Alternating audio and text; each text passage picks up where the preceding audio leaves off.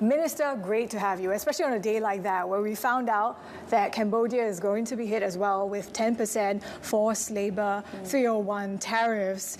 That is on the lower end of the range, but there is also the access capacity component that's yet to be determined.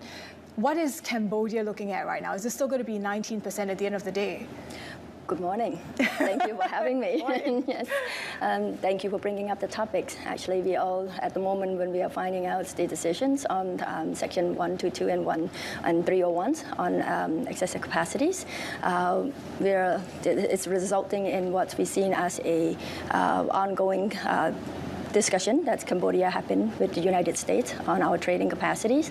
And yes, on the forced labors, we actually have taken additional steps with 3 specific ministries in line to enforce, to specifically show that we take great interest in preventing forced labor for importing into our countries. So with that, we know is that the ability to maintain below 19% is a possibility for Cambodia. So are we looking at 10, 12, or somewhere closer to 18? Within the range, that and also the fact that Cambodia is also on the negotiating path for a quotas systems with the United States as well, alongside with other few trading partners like Bangladesh, Indonesia, Malaysia, for specifically sourcing raw materials for garments from the United States and to be processed and re-imported back into the United States quota-free and duty-free in that sense. Does that make sense for Cambodia manufacturing and supply chains though? Very much. Our integrated vertical integration for garments is actually quite responsive to the raw material that's coming in. So, with finer quality resulting in finer outcomes of the product itself. The sourcings, the more the better, and our ability to be able to adapt and actually reducing the final cost of the products is what allow Cambodia to remain competitive in this sense. What else is the U.S. requesting while these tariff negotiations are ongoing? Many are on trade and custom duties facilitations. We're looking at electronic communication. We're looking at modernizing the system so that our customs differences can be taken into consideration, and how we are actually facilitating a lot of other understandings like standardizations, licensings, and many of the processings of manufacturing itself. So to us, those are great conversations as some of the very things that Cambodia has on our own agendas when we are gearing up to ready for graduation from LDC status in 2029. Cambodia also having conversations with China, recently signing an MOU and trying to get some form of agreement that whatever trade agreements are signed with other third parties will not come at the expense of China. How did that come about? Who initiated that? Well, this is a mutual understandings from Cambodia and China as great partnership with each other. Which China asked for?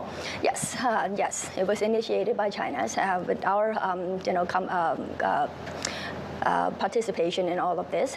What's important is that, it's a great thing you bring it up because one great point I want to be able to share with you this morning is the fact that how Cambodia has always been remaining an open and, reliable trading partners. So an MOU of such, that we signed with China indicated how open and transparent we are and how we take in serious considerations the interests of our trading partners and to ensure that the sovereignty of Cambodia is also taken into account and the sovereignties and the economic interests of our trading partners, all of our trading partners are taken into interest.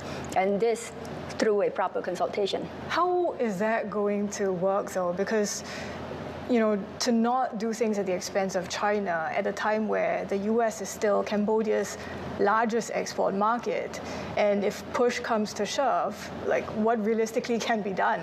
Actually, a lot easier than you think. In the everyday manufacturing and process of everything, we see the incomings of it's both sides of interest. In fact, if you look specifically just at China's and United States as Cambodia's largest trading, import, and exporting market, it's actually a complementary complementarity of each other's. So one would not be infringed upon another's at all.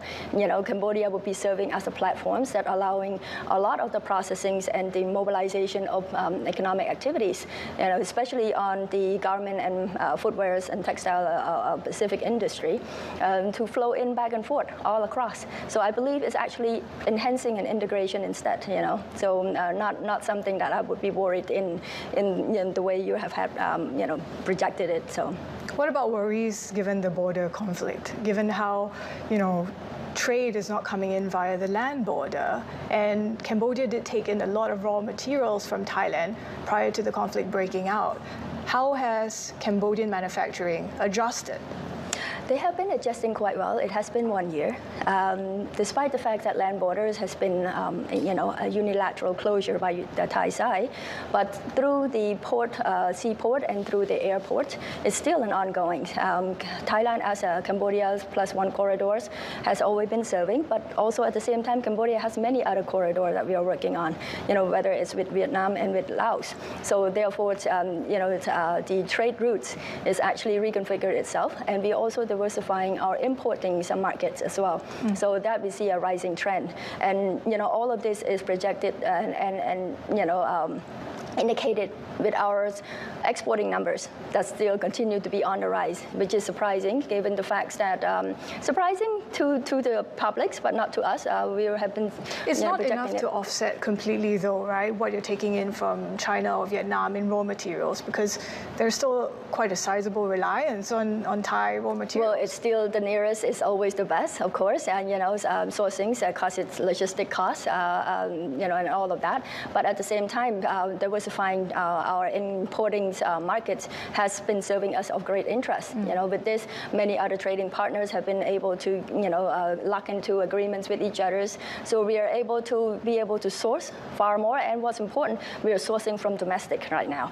So that's what we are actually deeply integrating within and doing that vertical integration I mentioned earlier. Yes. How is all these near-term challenges, if we can put it that way, actually, maybe diverting from some of the longer-term reforms that Cambodia does have to undertake, because it loses least developed country status by 2029. Cambodia needs to start exporting higher value products, making higher value products. That being said, actually, LDC's graduation is not a finish line. It's actually a milestone. And for us, it's reflecting the hard-earned, and the sound policy that we have had all this time in order to achieve this particular milestone. So the next phase of growth for us is actually on, a domestic enhancement and competition in order to further integrate ourselves globally. And that's what it is. So yes, SMEs actually appear to be facing a short-term shock and challenges, but not without our very responsive governmental policies in order to re-coordinate and be able to remain agile and responsive to their needs. And that being said, a lot of the trade processing, a lot of the trade facilitation are undergoing right now in order to modernize and facilitate them and be able to stay on path. So that small things, small shock here and there will not destroy our resilience.